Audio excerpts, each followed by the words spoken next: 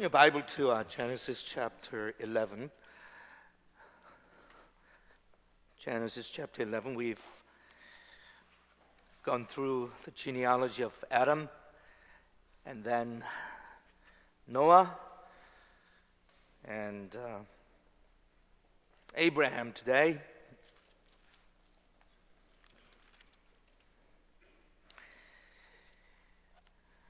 Genesis chapter 11.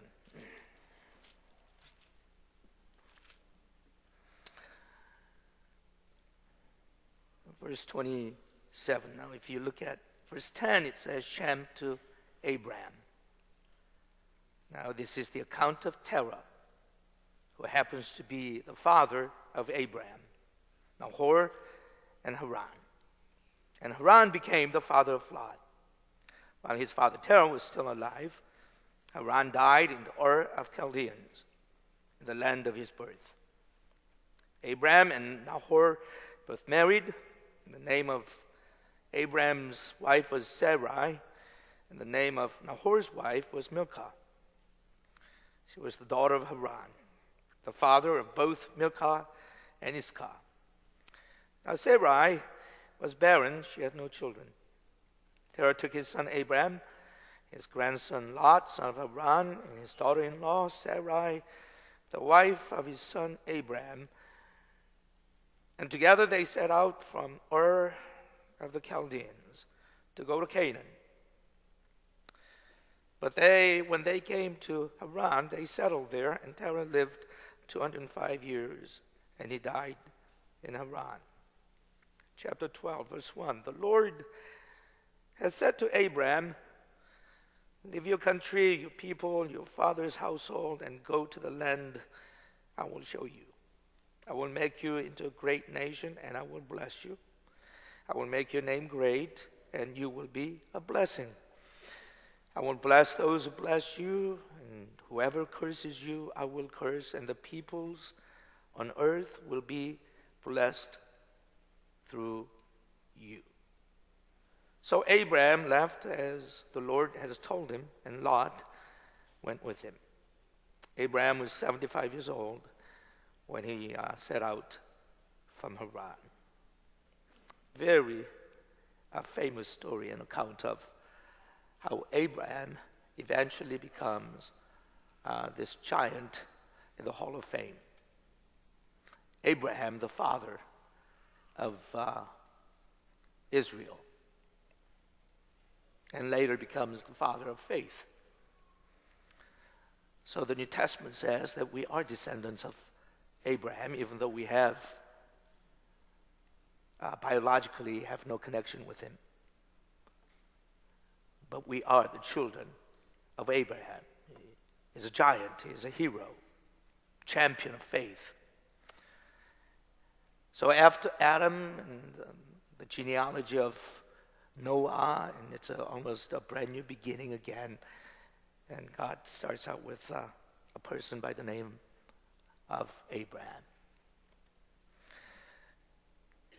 He places what we say a call in Abraham's life. That means Abraham did not volunteer for this task. He didn't think that he was qualified. He didn't say, I'll give it a try. There was no audition. There's no tryouts. God one day just picked Abraham and said, I want to use you. And if you want to, you're going to have to leave your father and your household and your relatives and everything else, and you're going to have to begin a new venture. Fortunately for him and for us, he accepts that challenge and that call. And he says yes, and it was his way of becoming obedient to God's call. And it's a wonderful story. And most of us, when we study the Bible, have done the same thing. When God called us, we responded by saying yes, and God took us out of the world and brought us into this wonderful journey with him. And God said, Abraham, I'm going to ask you to leave everything behind and go with me. And obviously, very naturally, Abraham asked the same question that you and I would often ask, where to? I said, well, you don't have to know. I'll show you later. And that took a lot of courage and a lot of faith.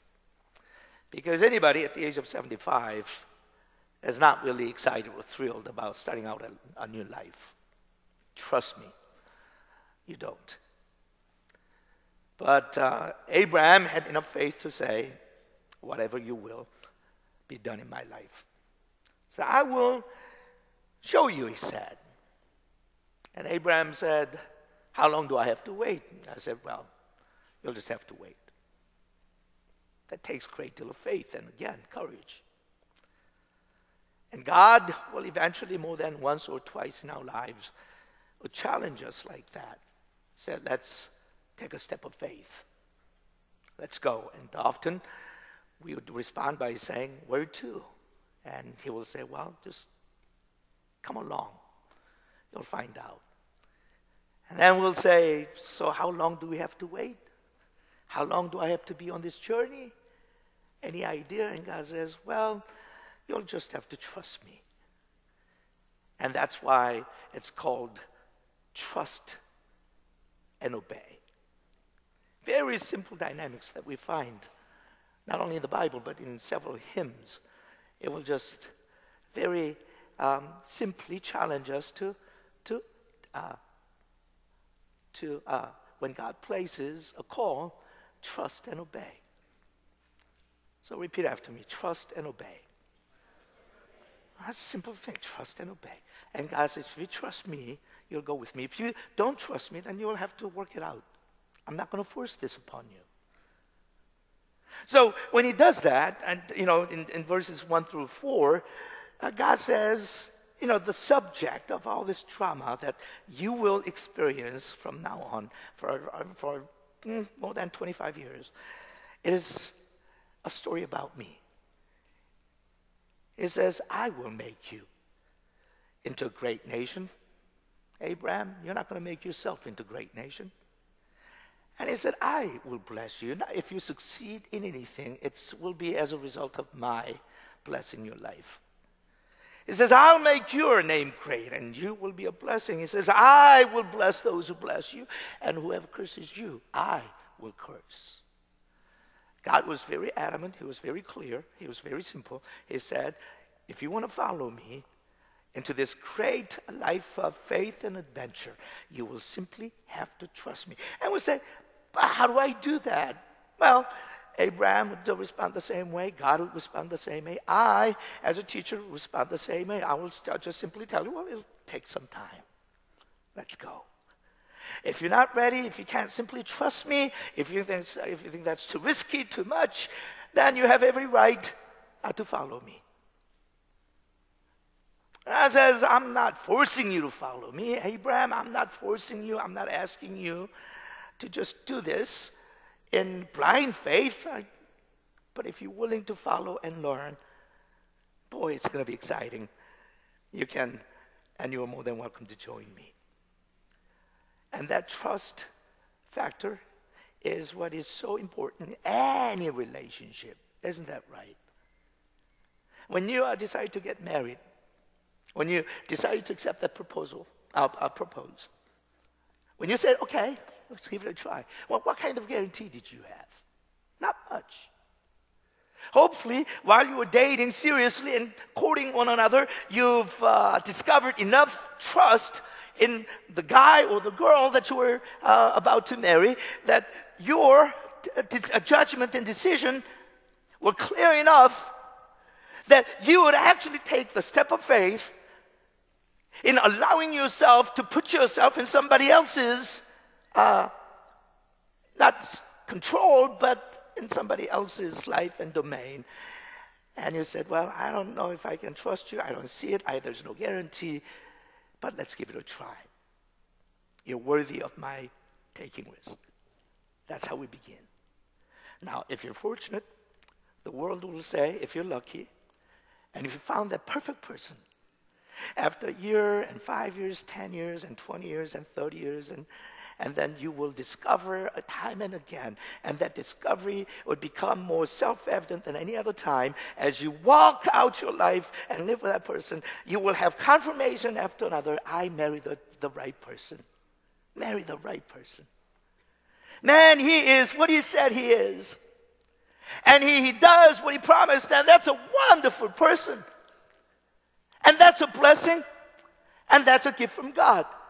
But often people make mistakes, don't they? They discover later that, oh, he wasn't what he said he was. It was a scam. I was deceived. And then the whole turmoil will begin. But, he said, well, Pastor Jamie, how can you make sure? I'll say, I can't really make sure. There's no guarantee. But step by step, you'll just have to trust that person. And trust the process. If you made the right decision, guess what? You'll find out.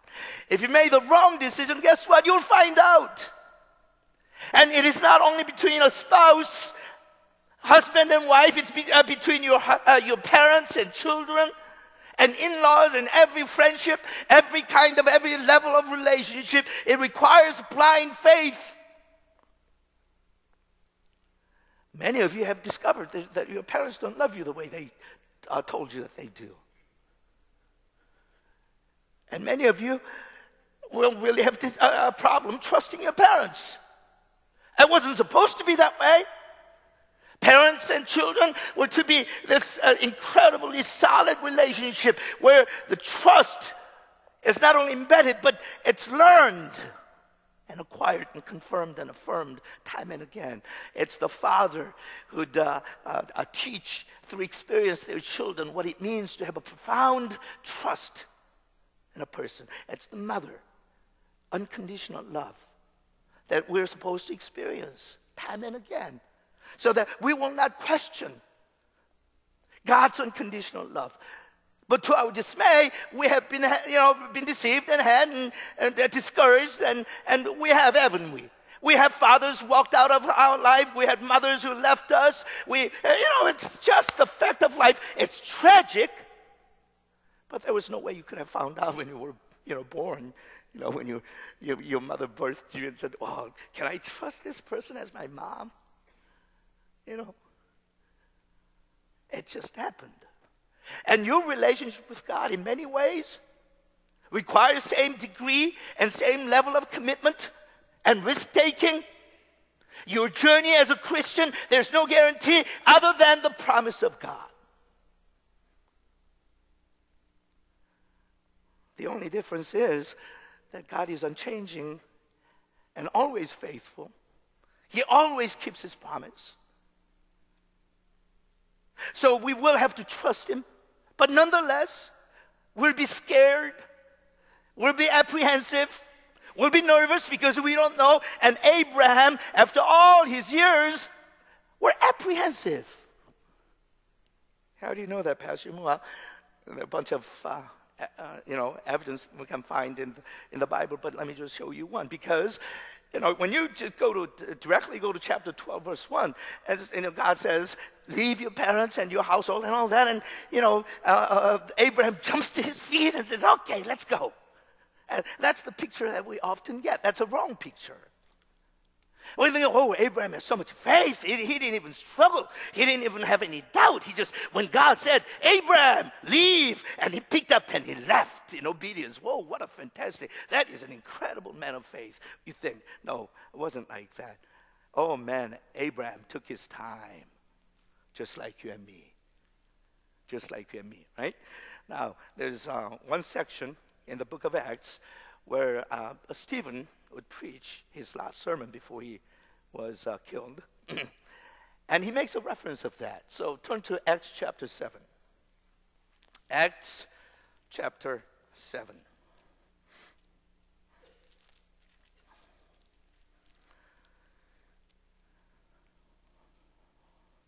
Verse 2. This is the beginning of Stephen's sermon. He says, brothers and fathers, listen to me. The God of glory appeared to our father Abraham while he was still in Mesopotamia, before he lived in Haran. Leave your country and your people, God said, and go to the land I will show you. So he left the land of the Chaldeans and settled in Haran. After the death of his father, God sent him to the land where you are now living. He gave him no inheritance there, and then he tells the rest of the story. What's fascinating is, see, the story, the account that we find in the Genesis chapter 12 was what happened in Haran. But Stephen makes a reference that the call for Abraham to leave came while he was living in Mesopotamia. And God said, if you want to obey me, I will make you into a great nation. Abraham, I want you to leave your father. And he couldn't. He couldn't. For whatever reason, he wasn't ready.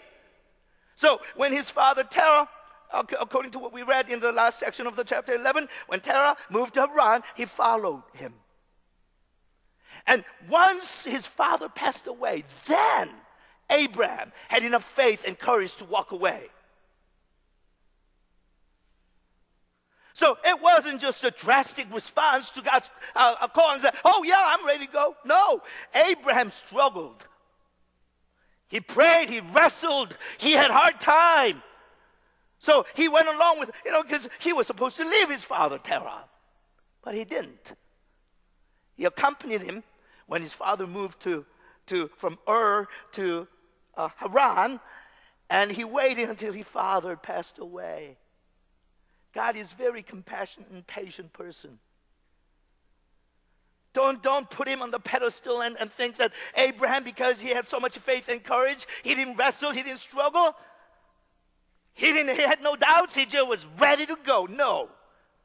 If you're like that, I'd be concerned. Eventually, yes, we obey God. Eventually, we have to take a step of faith. Eventually, we have to surrender. Eventually, we have to somewhat exercise blind faith because there's no guarantee. But eventually, we will have to, otherwise, we're not going to experience this grandeur of God's plan.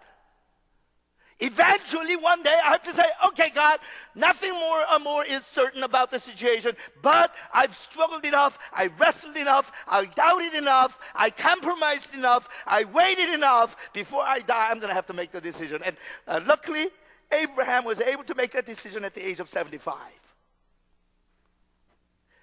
But we know that he gets into trouble because he took along Lot. Eventually, there comes a divisiveness and division, and he has to develop conflict, and he has to, they have to split. But why? Because, again, Abraham refused to leave Lot behind. Was Abraham perfect? Absolutely not. Was his obedience 100%? Absolutely not. He struggled with his relationship with that. He couldn't leave him behind, so he waited until he died, and he was supposed to leave Lot behind because God said, leave your father and your mother and your household and your family and your relative, including Lot. But he couldn't. I guess he felt sorry for Lot because Lot's father passed away early. So how are you doing? So don't put somebody on the pedestal and think, he had no struggle. His life was just one huge step of giant faith and obedience. No, it was a baby step here, baby step there. Who knows how long it took, but I'm sure it took decades. But finally, when the time came, Abraham was ready to surrender and to obey. I hope before it's too late, sometime in your life, if God has placed a call in your life, that you'll have enough courage, enough wisdom to know when that time comes, nothing has changed, circumstances and otherwise. But one day you'll have this courage and you don't even know where that courage came from. Sense of obedience. You just say, okay, let's just do it. So Abraham left. But that was a clear call. Having worked through different circumstances and all that, but God did place a call, and I don't think it was audible, but God did say, clear enough, Abraham, leave. And he said, all right, he left. But don't expect God to call you and communicate to you like that all the time. Because if you do, you're going to be discouraged and disappointed, and you're going to be messed up. God does give us incredibly clear direction and impression from time to time. But oftentimes, He will left a lot of them just full of questions and doubts. And they say, why? Why didn't God make it clear to Abraham when he left? You know why? Because we need to be fashioned and trained. You can't just pick up somebody out of nowhere and without having gone through proper training, use that person for God's glory. You know there's no such a thing. If you want to be used mightily by God, then you have to be trained. And you have to be tested. And nobody will be exempt from that process. We all have to go through that process. And Abraham was required to go through that process. So immediately after he left, what happened? Did angels come with a trumpet sound and say, whoa, Abraham, turn right. Move forward 200 feet and then turn left. No, the Bible says the first thing he faced was Edward. Do you know what that was? The first thing he faced. See, it's risky sitting in the front row. But anyway, do you know? Yeah, I'll tell you what it is. It was a circumstance.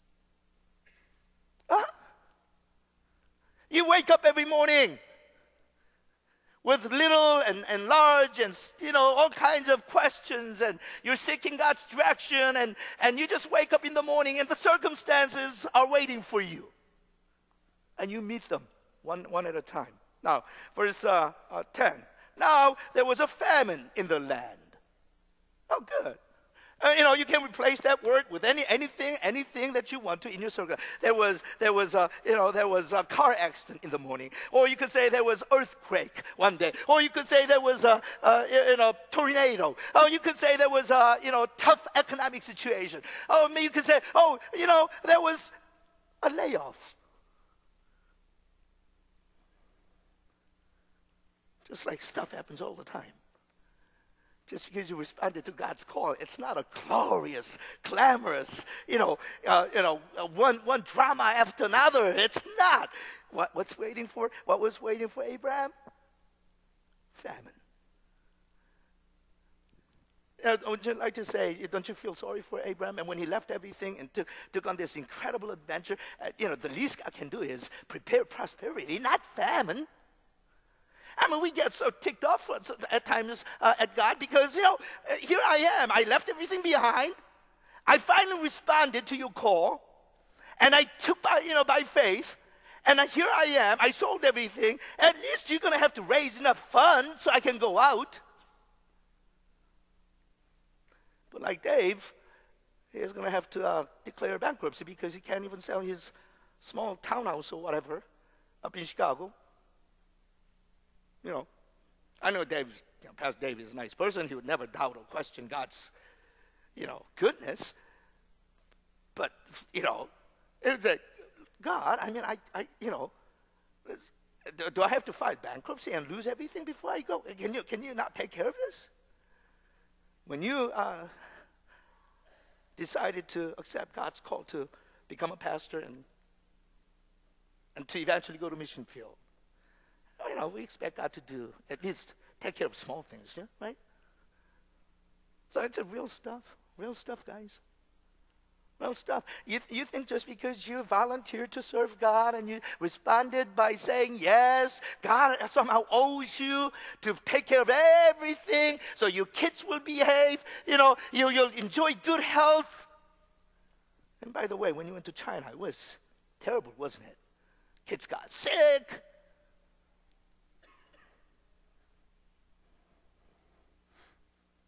What was waiting for them? Famine. Famine.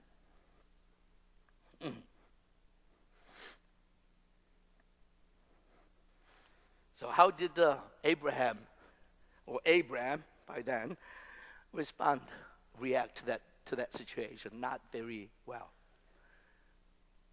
He becomes silly. Now I'm gonna read to you what happened. As a result of famine, and because of famine, he goes to Egypt. Right? I mean, there's a guy who got called out of Canaan, and God says, the land I will show you, and he doesn't even wait until he receives the direction from God.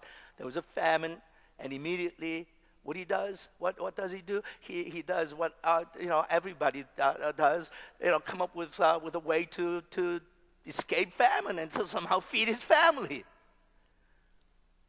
And he heard that the economic situation in Egypt is much better than they faced in Canaan. So what did just go to Egypt and see what we can do.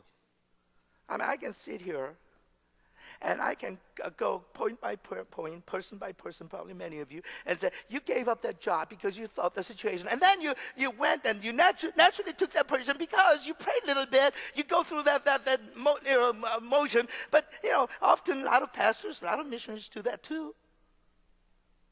Very easy for us to just allow the circumstances to direct us.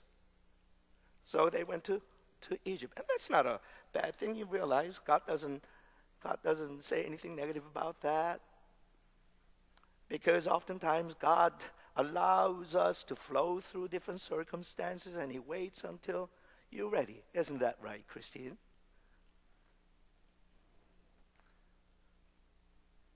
So God doesn't oppose.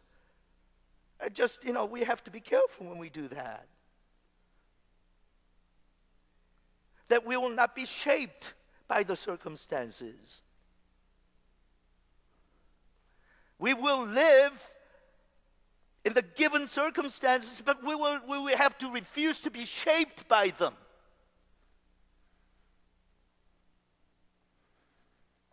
If I receive dismissal from my work and I get unemployed, and high unemployment is what we have to face as a nation. But if I allow the unemployment or the negative notion of this world to shape my vision, and I all of a sudden forget that God is the provider, that he will supply all my needs, not my job, not my boss, then we'll be shaped by them.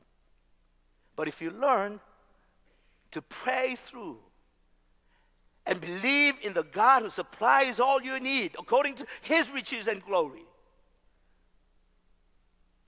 then you won't be shaped by that. Anyway, so he goes there, and what happens? Oh, this is such a typical stuff. He goes to Egypt, and his concern, what was he concerned about? His wife is too pretty. Huh? Now, raise your hand if you have that problem. I do, yeah. 5, 6, 7, 8, 9, yeah, good. Now, your wife is too pretty. So he's really concerned. And he feels he's threatened. He says, these are very, primitive people. These Egyptians, they're greedy and they're bad.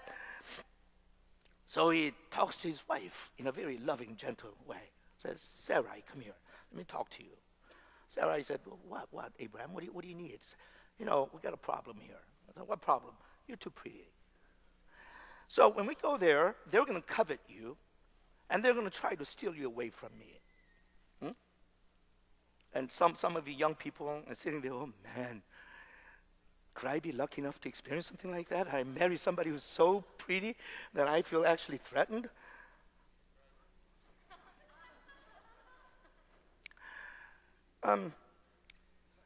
So Abraham comes up with a scheme. He says, let's just tell them that we're not really husband and wife. Let's just tell them you're my sister. Okay? So my life won't be threatened. Listen to exactly what he says. He says, when the Egyptians see you, they will say, this is his wife. Then they will kill me, but we'll let you live. And that's not fair. If I die, you should die too. If I live, you should live. So he said, one of us will have to die, and that's not fair. So he says, say you are my sister, so that I will be treated well. for your sake, and my life will be spared because of you. I mean, can you imagine the audacity if your husband came to you and said, yeah, guess what, honey? For my sake. Huh? So that's what he did. What a jerk. Huh? So you can pretty much tell if somebody that you're dating, you're interested in, is really interested in your outward look, he's a jerk. He will do what he did, Abraham did. So don't even, take him seriously. I mean, can you imagine that? I will be treated well for your sake, and my life will be spared because of you. When Abraham came to Egypt, the Egyptians saw that she was a very beautiful woman. And when Pharaoh's officials saw her, they praised her to Pharaoh, and she was taken into his place. Exactly what happened. And they treated Abraham well for her sake. And Abraham acquired sheep and cattle and male and female donkeys and manservants and maidservants and camels. I wonder what Abraham was thinking when they were bringing all these wonderful animals. Abraham, thank goodness you have such a beautiful sister, and I appreciate her so much, so I want to give something back to you. How about a sheep? How about a goat? How about a horse? How about a camel? And there's person is standing there dumbfounded. What do? Do you rejoice? You can't really rejoice because you just sold your a wife. Now, how many of you live with cowards like that? Say, that sounds like my husband.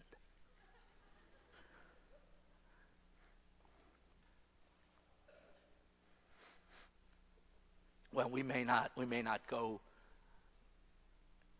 to this distance, but guys, we do trade our affection and our devotion to our wives or husbands for a lot of other things. So just don't laugh at it.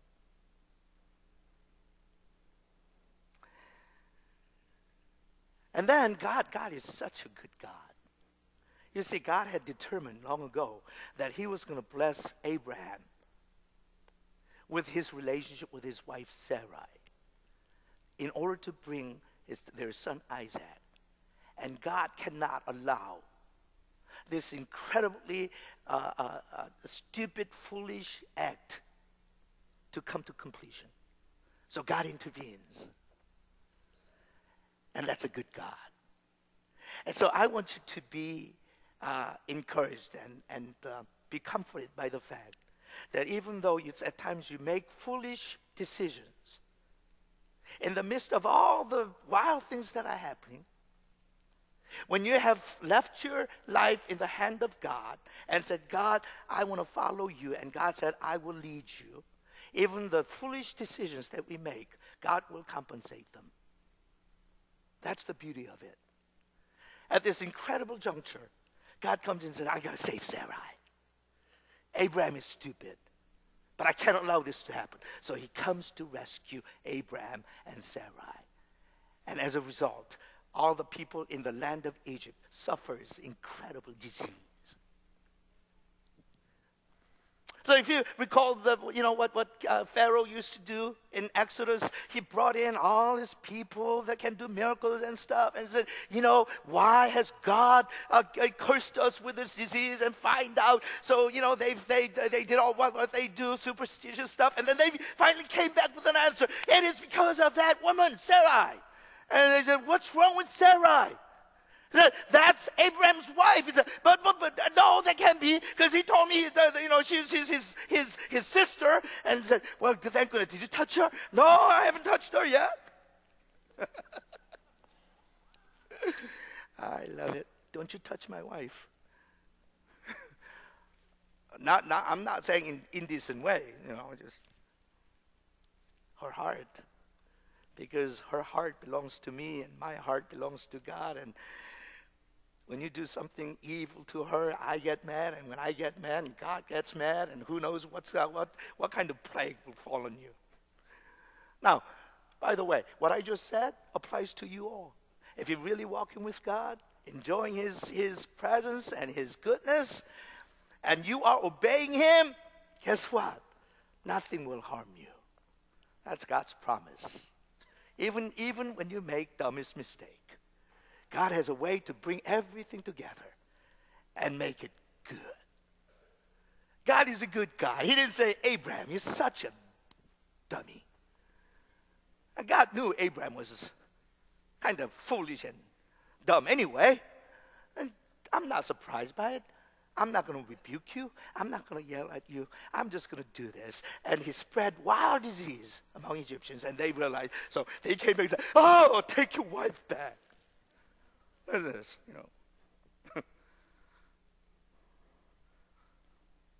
So he took his wife back. Funny thing is, you think, oh, that's the episode number 1, and, so what's happening next time? Well, things continue to happen. Next thing, they come out of that, and then they settle down eventually, finally, in Canaan. Wonderful place. And you know what happens then? This time, they experience incredible prosperity. Things go well. Everything that Abraham touches is almost like Midas' hand. Touches it, and it turns into gold. So he acquires a great deal of wealth. And you think, wow, going from poverty to wealth, going from famine to prosperity, it must be good now. No. That's what the world will often say in order to deceive us. Success doesn't mean happiness. Prosperity and wealth and health don't really translate into happiness. The joy of the Lord comes from God, regardless of what situation.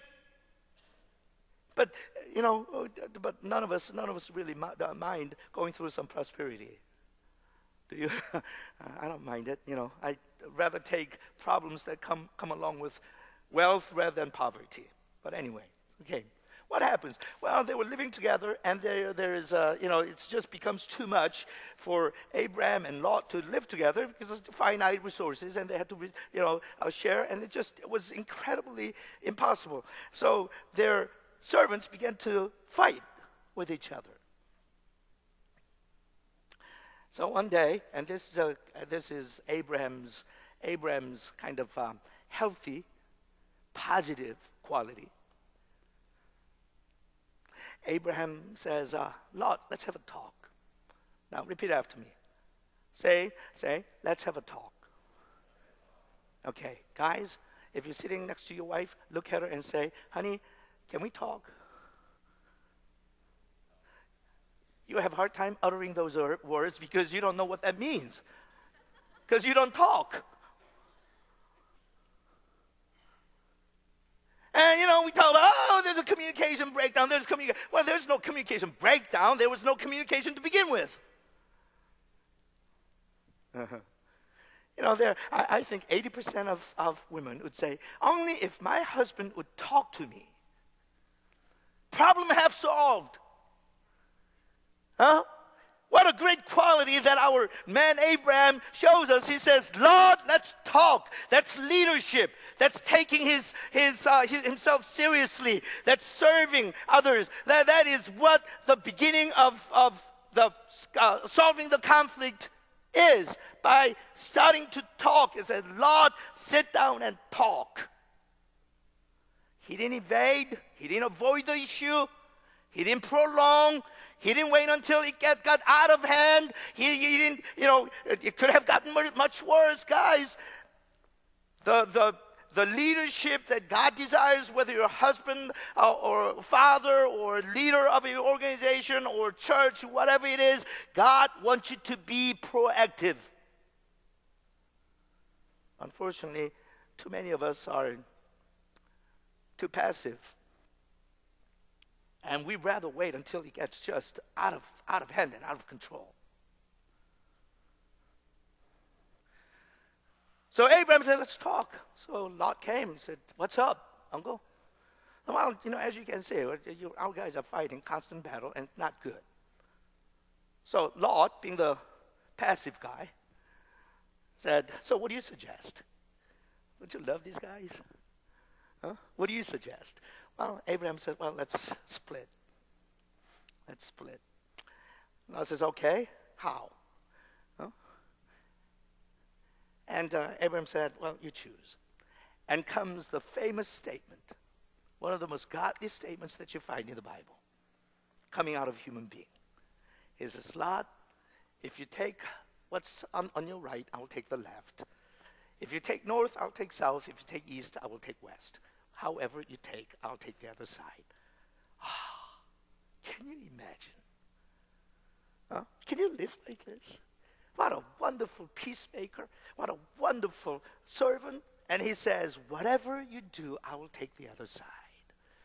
Lot, being this silly, egotistic fool, looked at the map and he said, there's a sea, ocean, and then small land that Canaan was. And there was a sort of a region of mountains. And on the east side, it was good. Soil was good. It was a very good land. On the west side, it wasn't too good. He looked at it, he said, well, I'll take this side. And Abraham, you take that side. I mean, I would smack that guy. You know why? Because I let you come along. God blessed me, so you're blessed. Because you tailgated me. And since I'm a nice guy, being a gentleman that I am, I asked you to pick, and you pick, you pig.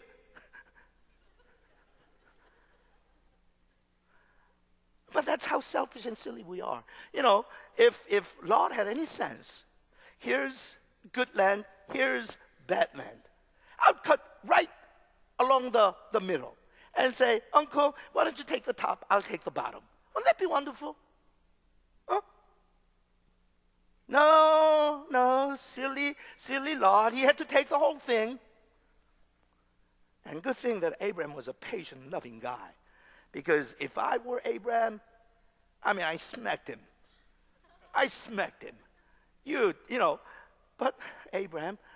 But I don't know whether Abraham was so good or he was, again, passive. I might have said, Lot, not a good decision. Let's work this out. Let's negotiate. How can you be so silly and so selfish? Let's divide up this way. I would, but, Abraham just tucked it in. Okay. So you take it. But there is a very intimate scene that comes at the end of that story.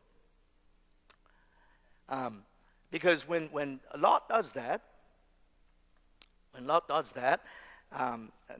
Abraham returns the favor this way. In verse 14, the Lord said to Abraham after Lot had parted from him, lift up your eyes from where you are and look north and south and east and west. All the land that you see, I will give to you and your offspring forever. I will make your offspring like the dust of the earth, so that if anyone could count the dust, then your offspring could be counted. Go, walk through the length and breadth of the land, for I am giving it to you. It is the tender moment. I love this. Because soon as Lot left the bulk of the good land, and, Abraham was crushed. But he couldn't express it. He was speechless. He felt betrayed.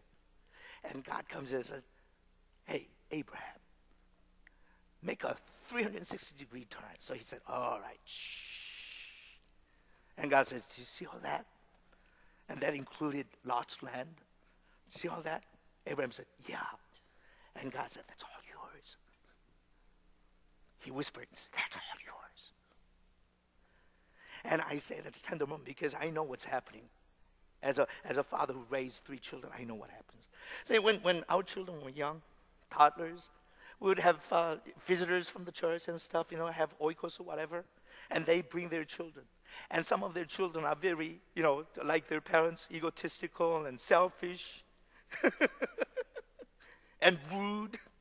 You know how kids are. They're all like that, including my kids. They visit somebody's house and they see new toys and they just go nuts, So we adults are having a meeting in the family room, and all of a sudden you hear your own son cry out, it's like, help, Daddy!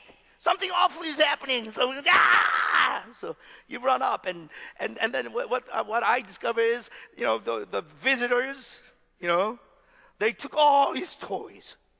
Like, oh, it's mine. And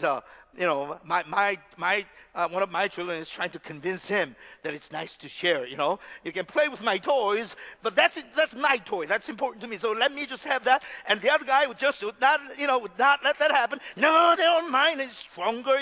And then your children knows better that it's you can't really be selfish when you have guests over. So you have to be nice. But then he doesn't know what to do. And he cries.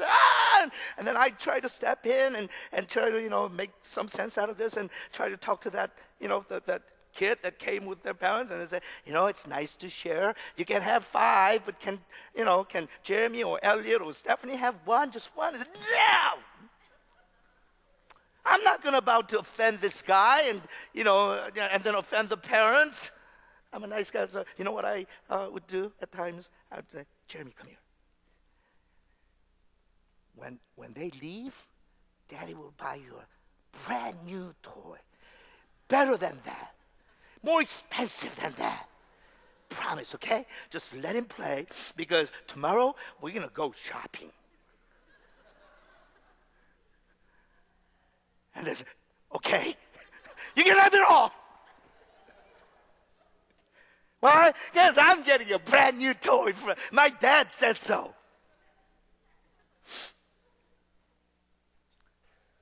That's what God was saying. Abraham, come here. See all that land. Guess what? Lot's not going to be able to possess it. He's going to lose it all. I'm going to let you have it. Okay.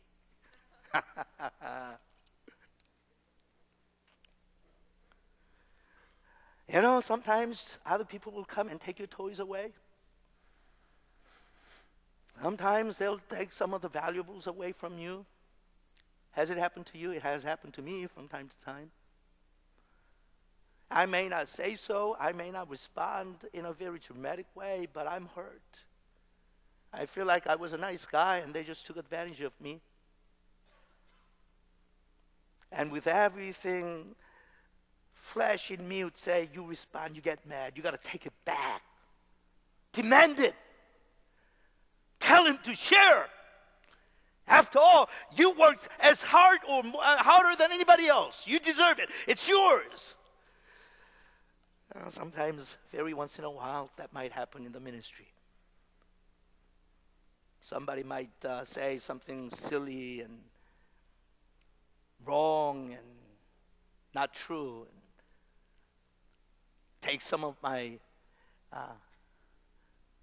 ministry away. And I get mad, and God says, don't get mad.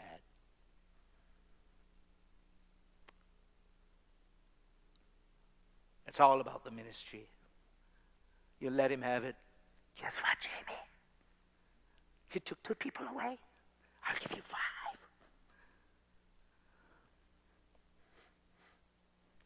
5. I think the same principle applies to your workplace. Those of you that are working. At times somebody, your partner, somebody else will take away your account. You work so hard to make it happen, and somebody else will just come and snatch that away and took that handsome bonus away, or whatever. You get so mad. If you really trust God, you have to allow God to work it out. And just say, Lord, if he wants to take the right, I'll take the left. He wants to take the left, I'll take the right, and north and south and whatever. And then finally, when you come to chapter 15, something incredible happens. As a result of Lot settling down in that land, Sodom was attacked. And the coalition of 5 different countries would come together, obviously city nations, come together, and they devastated the city that Lot was living in.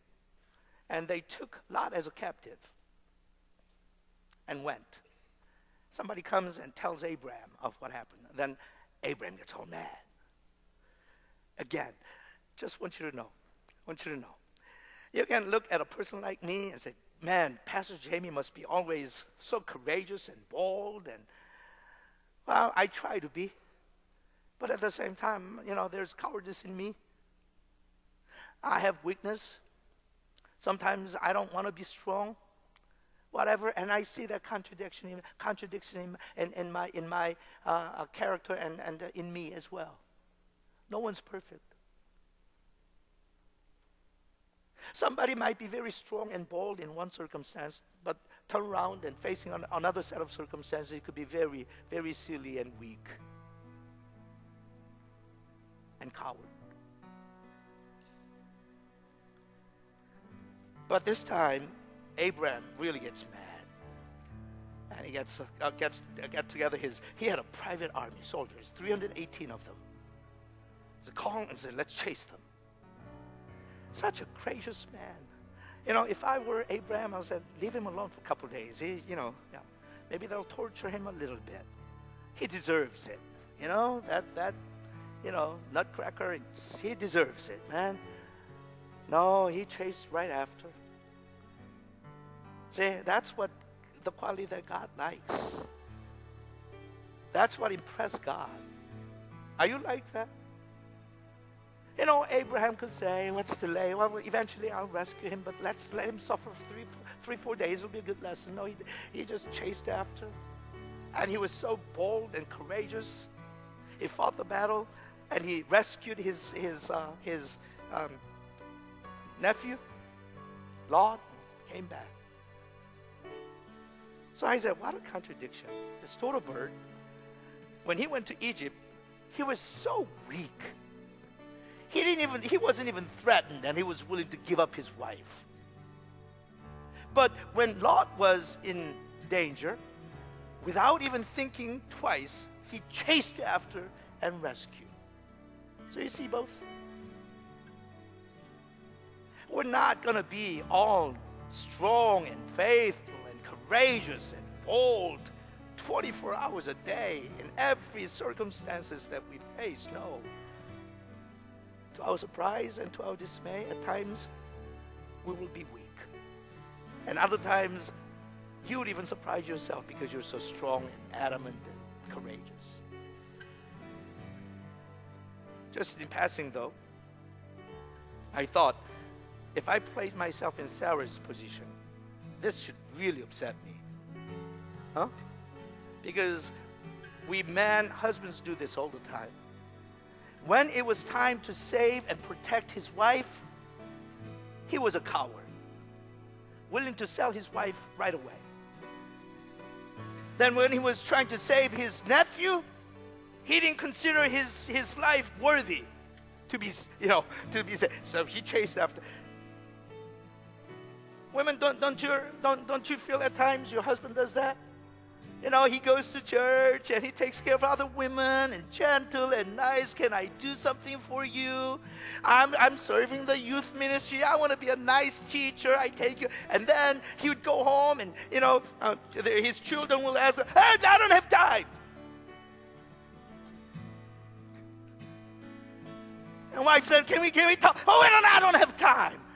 Well, that some silly, a person comes and says, oh, Pastor Elder Michael, I'm in a difficult situation. Can you give me some counseling, wisdom? Oh, yeah, sure, sit down. I've got nothing but time. Let's sit here and no rush.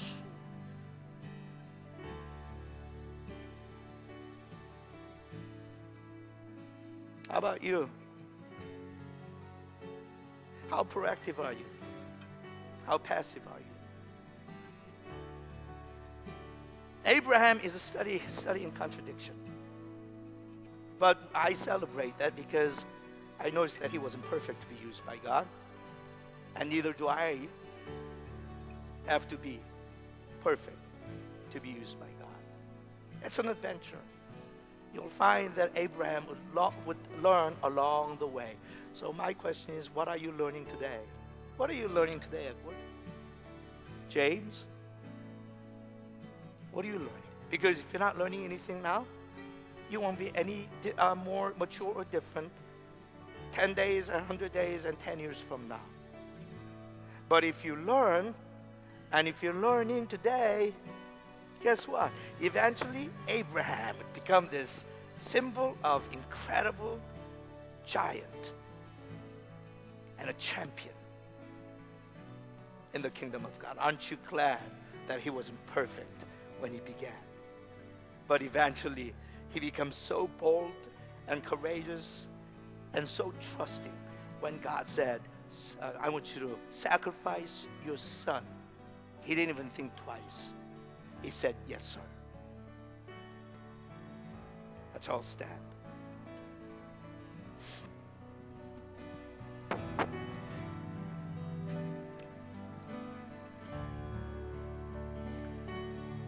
So I want you to turn to the person to your right and left and say this. Aren't you glad Abraham wasn't perfect?